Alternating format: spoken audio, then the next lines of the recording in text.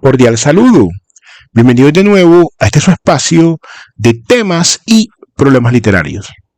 Hoy vamos a conversar nuevamente sobre un tema importante que es el uso de los recursos sensoriales en literatura o, como algunos denominan, la literatura sensorial. ¿Cómo nos sirve entender este recurso puesto en práctica por un maestro de la narrativa y del cuento, y de la novela también, como lo es el escritor norteamericano Jack London? ¿De qué manera podemos hoy por hoy, con nuestra situación circundante, integrar ese reino de los sentidos a la literatura? Vamos a conversar un poco sobre este y otros temas, no sin antes recordar que soy Sundiata Keita, escritor, miembro fundador del colectivo artístico Epísteme Colombia y su anfitrión en este su espacio. Los recursos sensoriales en la literatura, como habíamos conversado en algunos capítulos precedentes, tienen que ver con palabras o ideas que evocan esas experiencias sensoriales que todos tenemos. Pues, sea usted racionalista o sea usted empirista, tampoco podemos negar que el cerebro va de alguna manera recopilando la información circundante por medio de los órganos de los sentidos. Y esto se hace esencial a la hora de plasmarlo en un cuento o en una novela, ¿cierto? La experiencia que nosotros vamos recolectando. Ya en 1908, este escritor Jack London, que es un escritor bastante conocido, tiene una vida muy interesante, fue un joven autodidacta, de hecho fue también uno de los primeros escritores, por lo menos más o menos cercanos o de la época contemporánea, de vivir de la literatura exclusivamente. Pese a que vivió realmente muy poco, cronológicamente sí lo hizo, tuvo una vida bastante interesante, fue además también un activista, un periodista, un escritor, trabajó desde muy joven, a los 14 años de hecho se convirtió en un gran autodidacta, ha escrito bastantes cuentos y novelas muy conocidas, por ejemplo como Colmillo Blanco, pero hoy vamos a situarnos específicamente en este cuento de Encender un fuego. Lo que sí es importante recordar es que su vida, de hecho, contribuyó a su obra porque cuando era muy joven, tenía unos 20, 21 años, en lo que se denominó la época de la fiebre del oro en Estados Unidos, cuando se encontraron grandes yacimientos de este metal precioso, él estuvo trabajando en Alaska y estuvo muy en contacto con esas condiciones bastante gélidas y la lucha pues del hombre versus la naturaleza, ¿no? En esos entornos, de eso se trata este cuento. De hecho, vamos a leer unos fragmentos muy específicos frente al tema de la literatura sensorial y cómo el frío va afectando y cómo London nos hace vivir ese frío. Y como un cuento que tiene dos versiones, una de 1902 y una de 1908, que es la posterior, que es la más famosa, nos comunica esa sensación de frío y de qué manera podemos hacer nosotros un ejercicio contemporáneo, porque todos seguimos teniendo igual los mismos órganos de los sentidos y un cerebro bastante parecido, ¿no? Bastante estándar respecto para la percepción de la información. Entonces también podemos evocar estas sensaciones. Vamos a entonces centrarnos un poco en la lectura. El argumento general es un hombre que está en esta región bastante fría haciendo un viaje con un perro. De hecho se va solo a hacer el viaje y sufre un percance, sufre un accidente en medio de ese frío. Vamos a leer igual al final, pero de todas formas, cuando usted pueda leer el cuento, también puede fijarse en otros detalles como la ambientación, detalles que ya también se han analizado, ¿no? Que se enmarca este cuento, algunos críticos o la mayoría, en una corriente naturalista y en una corriente, como ya hemos hablando, de la lucha del hombre versus la naturaleza. Y también tiene aspectos existenciales frente a la propia muerte, ¿no? Cuando ya este hombre se ve desesperado por el percance, pero nos vamos a fijar, como habíamos dicho, sobre estos recursos sensoriales y cómo London nos hace vivir este clima tan gélido, ¿no? De pronto algunos de ustedes en sus países, déjenlo en comentarios. Acá estamos pues prácticamente, por lo menos en mi país, en Colombia no tenemos esos fríos tan extremos, ni la nieve, nada de eso, pero quizá en su país sí la tenga y guardando las proporciones haya experimentado también un frío bastante elocuente, por usar un adjetivo. Bueno, vamos a entonces a buscar estos fragmentos. No es el cuento completo por motivos de extensión, pero sí, cuando usted lo pueda leer igual, es bastante recomendable. Entonces, como sabemos, pues el hombre sale sin compañero a hacer ese viaje en medio de un clima demasiado helado, pero el hombre tiene una gran autoconfianza y piensa que lo puede lograr solamente con su propia voluntad. Vamos a comenzar en este fragmento. Cuando el hombre terminó de comer, llenó su pipa y fumó sin apresurarse. Luego se puso las manoplas, se ajustó las orejeras y comenzó a caminar siguiendo la orilla izquierda del arroyo. El perro, desilusionado, se resistía a abandonar el fuego. Aquel hombre no sabía lo que hacía. Probablemente sus antepasados ignoraban lo que era el auténtico frío, el que llega a los 170 grados bajo el punto de congelación. Pero el perro sí sabía. Sus antepasados lo habían experimentado y él había heredado su sabiduría. Él sabía que no era bueno ni sensato echarse al camino con aquel frío salvaje. Con ese tiempo, lo mejor era acurrucarse en un agujero en la nieve y esperar a que una cortina de nubes ocultara el rostro del espacio exterior de donde procedía el frío. Pero entre el hombre y el perro no había una auténtica compenetración. El uno era siervo del otro, y las únicas caricias que había recibido eran las del látigo y los sonidos sordos y amenazadores que los precedían. Por eso el perro no hizo el menor esfuerzo por comunicar al hombre sus temores. Su suerte no le preocupaba. Si se resistía a abandonar la hoguera, era exclusivamente por sí mismo. Pero el hombre silbó y le habló con el lenguaje del látigo, y el perro se pegó a sus talones y lo siguió. En este punto vemos esa relación, ese antagonismo que hay. Inclusive la naturaleza de alguna forma expresa una conciencia mediante el perro, y el perro evidentemente en la personificación del pensamiento o en la humanización, por así decirlo, del peligro que corría. La traducción de ese instinto del perro a palabras humanas, resulta el perro mucho más sensato que el hombre, entendiendo que no hay las condiciones idóneas para viajar, que no hay una buena relación entre el hombre y el perro. Pero el perro, al verse sometido, subyugado por este hombre, debe seguirlo, siendo el perro más sensato que el hombre y experimentando también el frío o la promesa de ese frío extremo. Vamos entonces a continuar. El hombre se metió en la boca una nueva porción de tabaco y dio comienzo a otra barba de ámbar. Pronto su aliento húmedo le cubrió de un polvo blanco el bigote, las cejas y las pestañas. No había muchos manantiales en la orilla izquierda del Henderson, y durante media hora caminó sin hallar ninguna dificultad. Pero de pronto sucedió. En un lugar donde nada advertía del peligro, donde la blancura ininterrumpida de la nieve parecía ocultar una superficie sólida, el hombre se hundió. No fue mucho, pero antes de lograr ponerse de pie en terreno firme, se había mojado hasta la rodilla.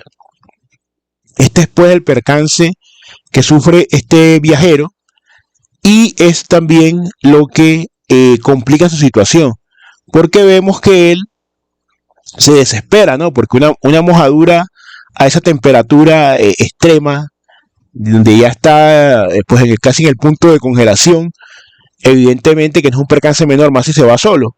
Ahí después vemos cómo el hombre se desespera, cómo trata de encender el fuego, ¿no? De hecho lo logra, pero como lo hace debajo de un abeto y está cargado de nieve, ese fuego se apaga. Vamos, pero como decíamos, vamos a centrarnos un poco más en toda la cuestión sensorial.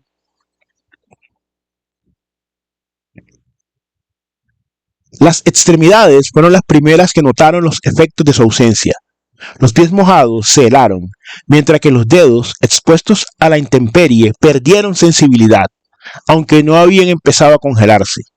La nariz y las mejillas estaban entumecidas y la piel del cuerpo se enfriaba conforme la sangre se retiraba.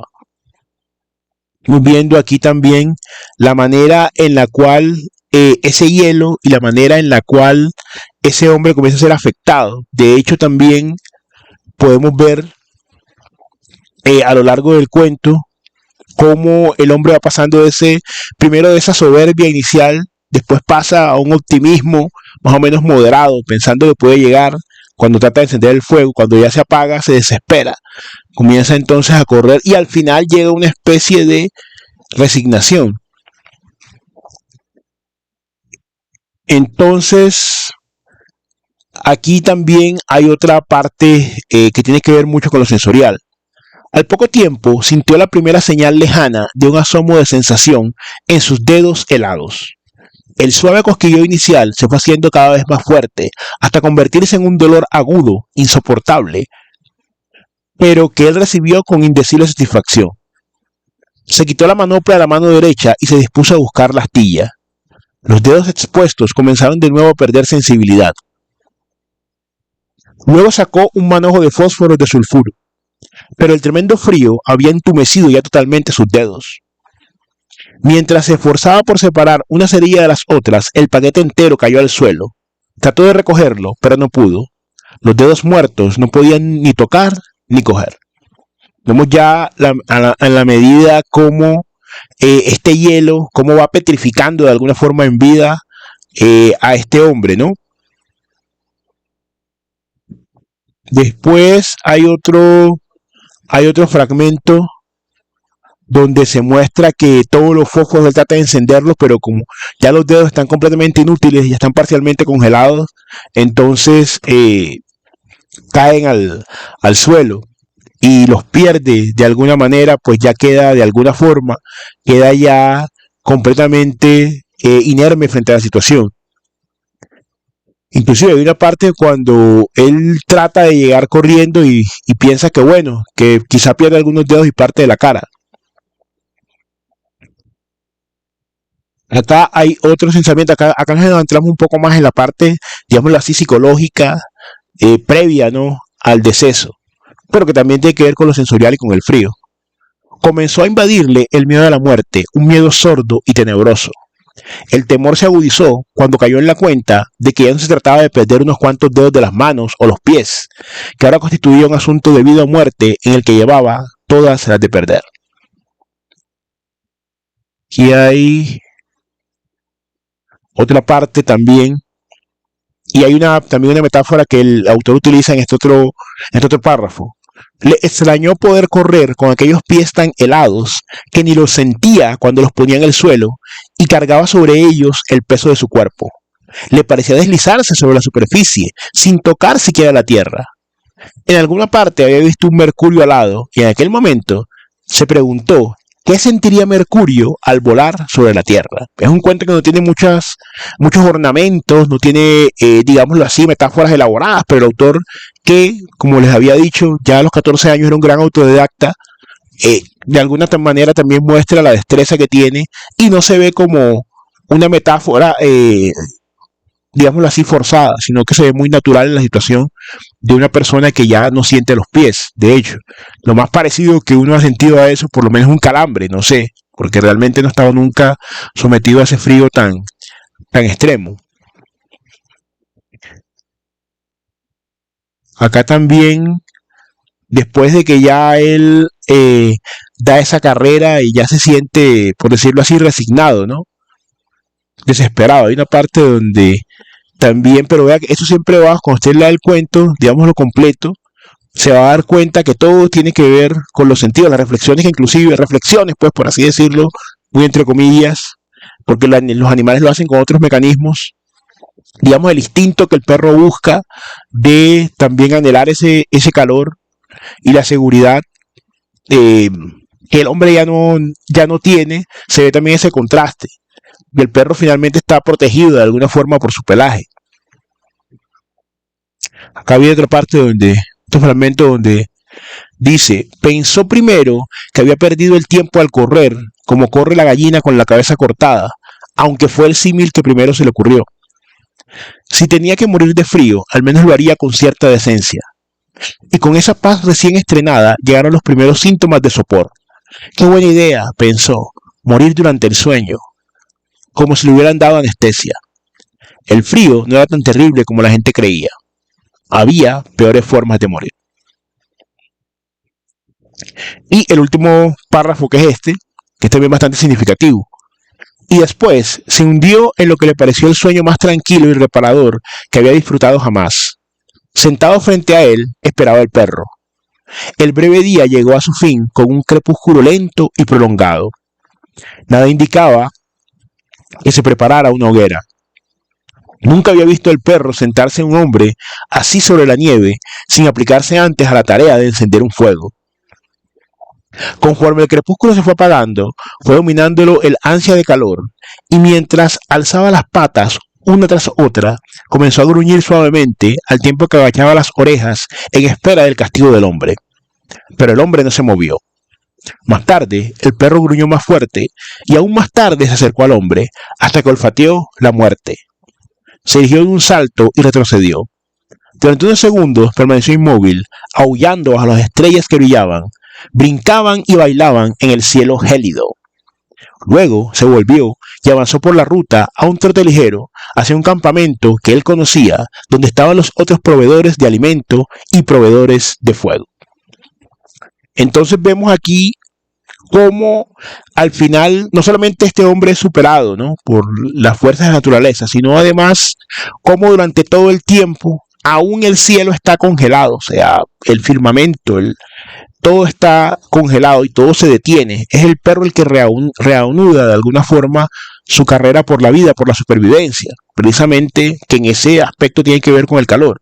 Entonces podemos nosotros recrear eso también en nuestros entornos. Evidentemente hay unos dispositivos no solamente visuales, ¿no?, mucho más amplios que en la época, pero eso no significa que no podamos hacer cuentos o que no podamos escribir algunos textos donde esta dimensión sensorial sea la principal.